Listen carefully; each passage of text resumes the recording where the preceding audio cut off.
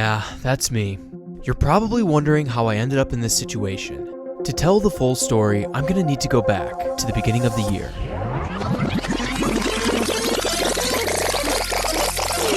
On January 3rd, this incredibly photogenic tornado would occur in central Illinois. This footage here was captured by mad scientist YouTuber Styro Pyro. This guy dominates central Illinois. Oh, it's right there. It's so close. And while I I'm basically in this tornado. This year continued to be way above average for tornadoes, but in areas with lots of trees and simply too far from where I live. But that would all change in late February.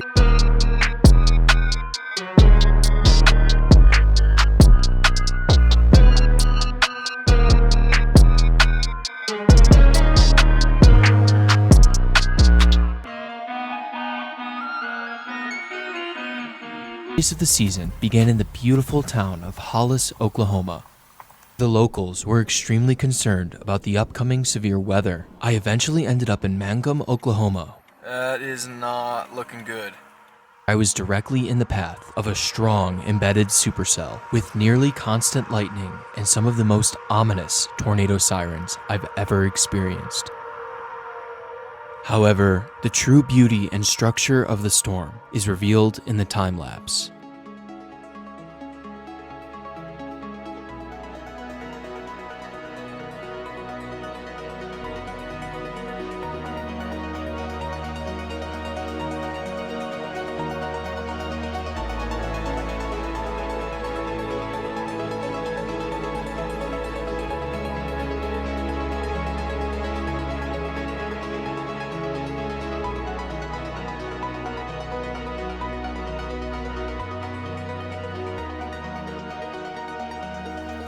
If there was going to be a tornado, it would have happened in this area here, but all I got were straight line winds.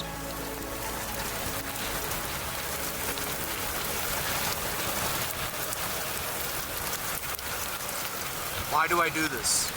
This isn't fun.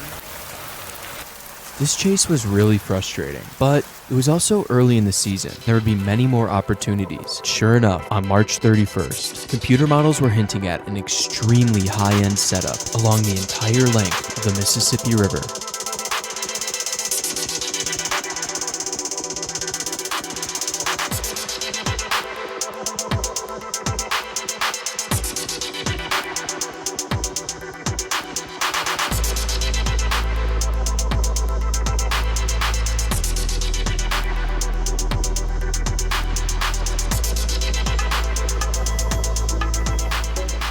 Oh yeah, and another day too.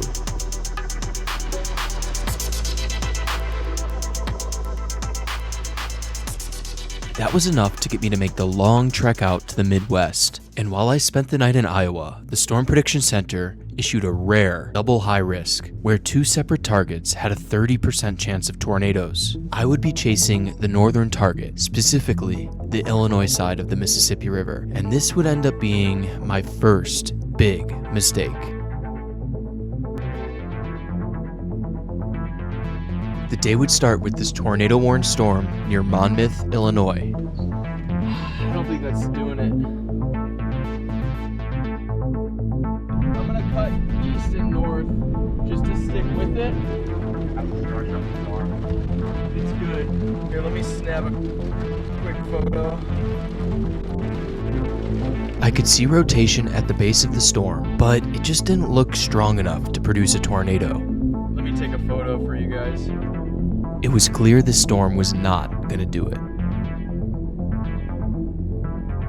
Right around this time, other chasers were posting images of a storm in Iowa. These were some of the most photogenic tornadoes I've ever seen. It's really hard to describe how much it hurts missing something like this, especially knowing I could have been there. Out of pure frustration, I rage quit on the day, missing even more tornadoes in Illinois.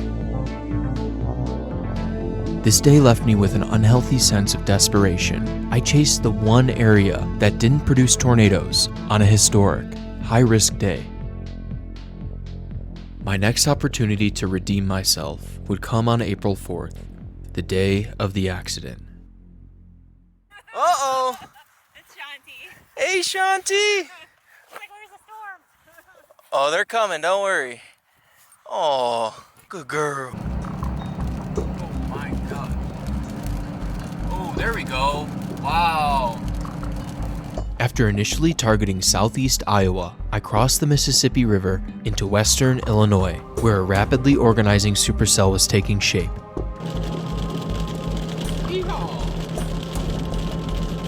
The chase started out as a relaxing lightning and structure chase, not a tornado chase. Oh, wow.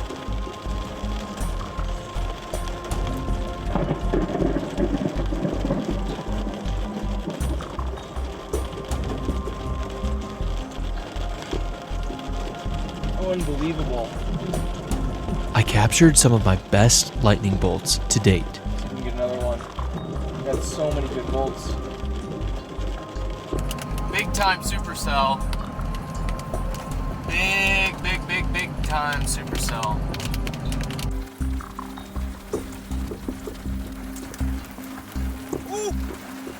This gigantic supercell is not normal for Illinois. A storm like this would normally occur out west in the Great Plains. Huge supercell.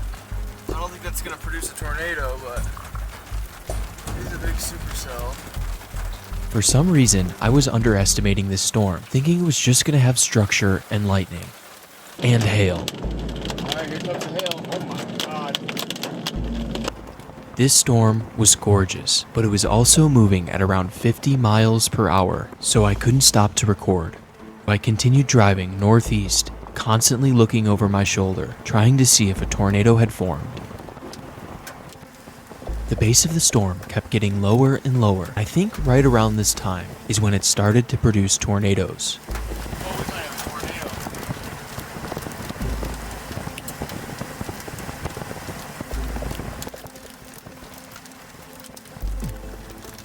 I'm pretty sure this is a tornado here. You can see the lowered wall cloud with ground circulation underneath. I continued to try and stay in front of the storm. However, the road options were severely limited, and the storm just kept getting closer and closer. Eventually, I was swallowed by the core of the storm, where golf ball-sized hail was pelting my car. Because of the hail, I had to slow down. Otherwise, I was going to lose my windshield, and I really didn't want that, which is pretty ironic considering what happened soon after. I would drive south out of the hail core and be greeted by one of the most incredible things I have ever seen in my life. A sculpted mothership supercell with a rotating wall cloud that was directly in front of me. Initially, I wasn't able to confirm ground circulation, but soon it became apparent this was definitely a tornado. This is definitely a tornado. And that's where my video began.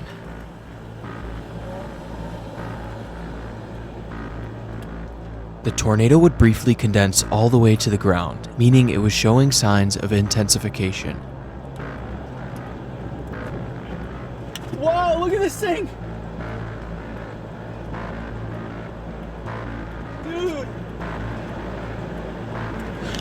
Dude!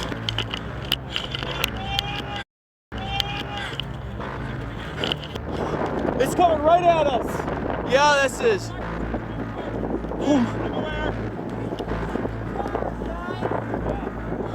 Holy shit! We're good, we got time. Wow. This thing is strong! The tornado was rapidly growing in size. Alright, we gotta move. Gotta move. Oh my god! Oh god! Oh, this thing's right here. I knew I was in a bad spot, but I was mesmerized by the tornado and ended up waiting way too long. Oh! What? Like, this thing's real f***ing close. I tried to keep my cool, but I still had a ton of adrenaline. Alright, we gotta move. Gotta move. At this moment, the tornado was directly to my south and was moving northeast at about 50 miles per hour. The safe thing to do in this situation would have been to go away from the tornado, which was either go north, go west, or even stay put. For some reason, I was still under the impression that I could beat the tornado, and I made probably the worst decision I've ever made since I started storm chasing.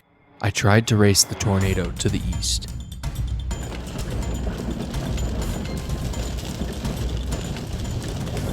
Right around this time, you can see my headlights on another Storm Chasers video as I was frantically driving east.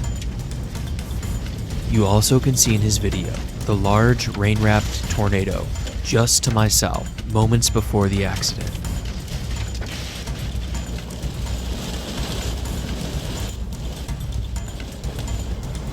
We're close!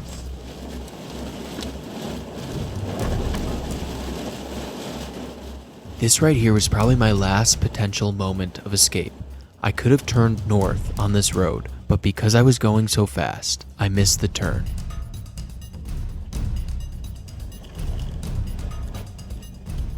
And then I got to this next stop sign, where I became aware of the horrible situation I was in. Oh my god! The tornado was less than a quarter mile to my southwest, and there were speeding cars right in front of it, preventing me from turning left. The tornado also appeared like it would pass further to my south, so I made the split-second decision to turn around to try to get behind the tornado. And then it happened. Alright, we're going back! We're going back! We're going back!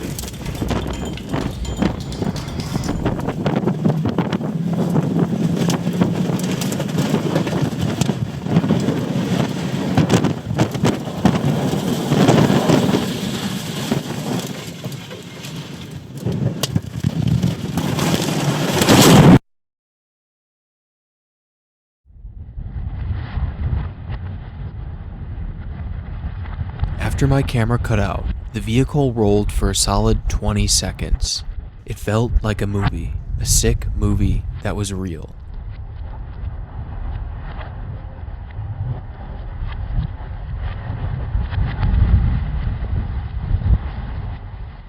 I was hit. I made a serious mistake. That's it. The next day I would revisit the scene, and that's when it hit me. I had lost my one and only vehicle.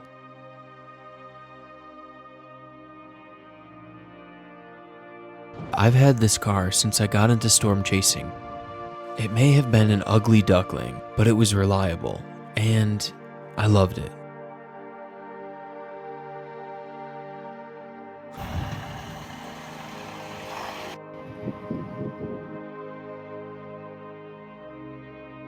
In the end, this vehicle gave its life for me. I escaped with no injuries, and I owe it to this car. I would survey the area of the accident. This tornado was rated EF3 with a maximum wind speed of 160 miles per hour. I'm lucky to be alive. And while it sucks that I lost my car, the true victims of the storm were the locals, who didn't choose to be in its path.